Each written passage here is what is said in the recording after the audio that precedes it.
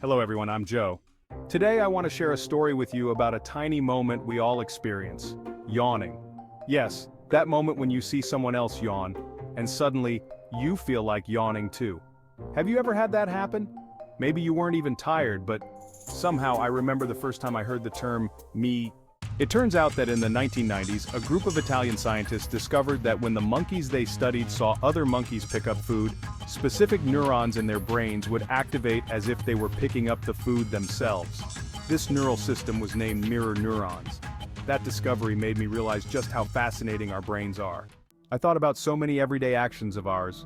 When we see a friend looking As I learned more about mirror neurons, I realized they're not only about emotions, they're essential for learning too. Think about when we were children, we learned to talk, to walk by watching our parents. Mirror neurons enabled our brains to copy their actions. This is why we're so skilled at imitation, learning and growing through it. Mirror neurons can bring some challenges too. I remember once riding the subway with a friend who was very stressed about work. We didn't say much, but I could feel his anxiety, almost like it was being passed to me. This is the emotional contagion effect of mirror neurons. While they help us perceive others' feelings, they can also weigh us down with unnecessary emotional burdens. Mirror neurons can also explain why we sometimes act impulsively. Imagine walking down the street and seeing a long line for a product. Our brains unconsciously think, this must be good, so we're tempted to line up too. But later, we realize it wasn't something we actually needed. This is another pitfall of mirror neurons. They can influence us without us even realizing it. I'm sharing all this not just to explain the science behind yawning, but to highlight the significance of mirror neurons in our lives. They help us build a more empathetic world, connecting us deeply with one another.